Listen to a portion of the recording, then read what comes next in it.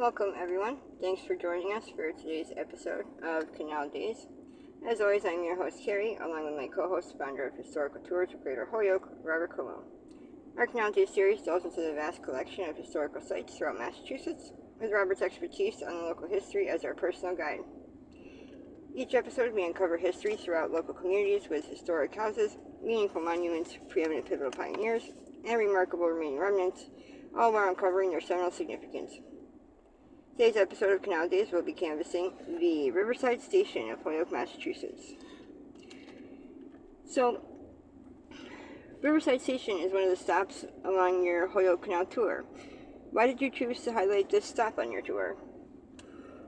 Yes, it's not the most beautiful place, but there's a lot around it. And the reason why there's a lot around it is the railroad tracks are right there for freight trains leaving Holyoke into Chicopee.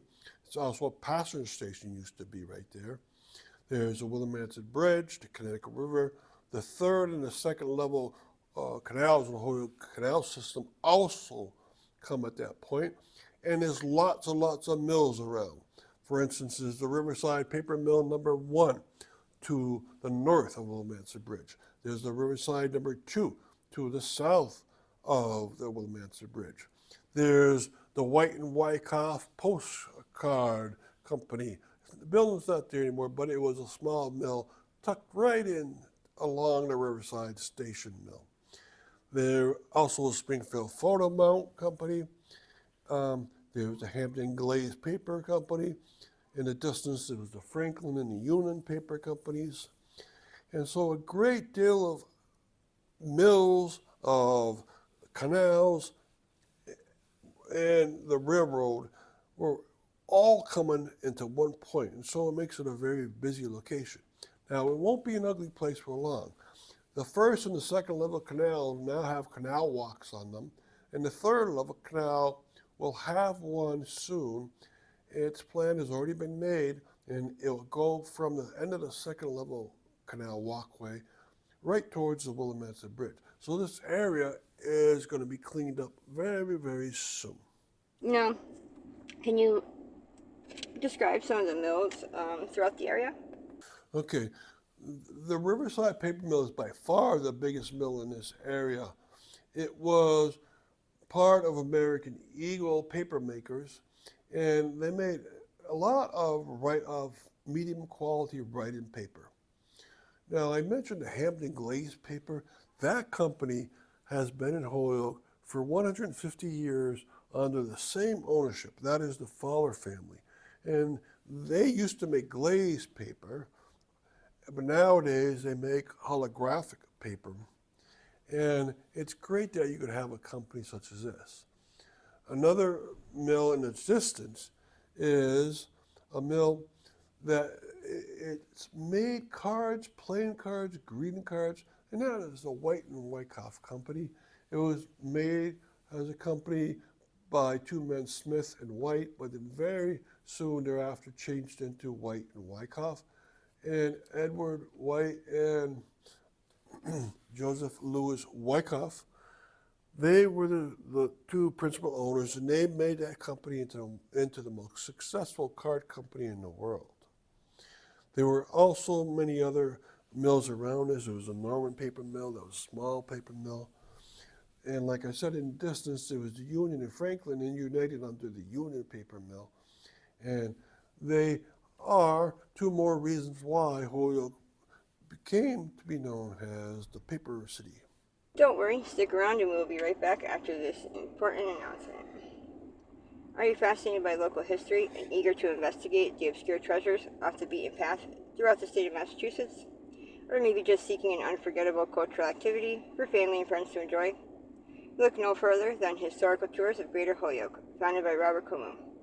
With over a decade of experience, Robert offers captivating tours and presentations of historic sites and landmarks throughout the state.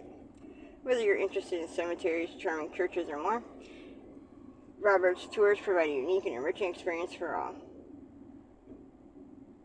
And that's not it. You can also schedule private tours tailored to your interests, ensuring a personalized adventure and unforgettable memories. Perfect for families and groups of all sizes, making for an exciting hands-on learning experience that brings history to life. simply visit holyokecanaltour.org or email bobcat4214, capital B, at yahoo.com to book your private tour today. Getting back to our podcast, what positive feedback have you gotten or heard about this location? The positive comments is that it's great, once you know what's here, it's great to understand that you're looking at one of the locations for one of the passenger stations. Along the Connecticut River line within Holyoke, there was only 3 passenger stations, and this is one of them. It's also great to know that this was a freight yard, and you can see the freight yard behind you and how important it was. And it's also really wonderful to understand, if you read about the third level canal and its intersection with the second level canal, how these canals played into each other. And so it's a very busy location. Once you get to know all the wonderful things that were happening here, imagine how many people were employed in this area. Imagine how much of the profits of Holyoke were generated in this wonderful area. And now, on what tour do people get the best explanation and highlights of the area? Okay, I've divided up what used to be a bus tour. I divided up into 2 walking tours. The first walking tour is the first and second level canals together because they're very close to each other. And there, people get to see the gatehouse where the water comes into the canal. They get to see the beautiful first level canal.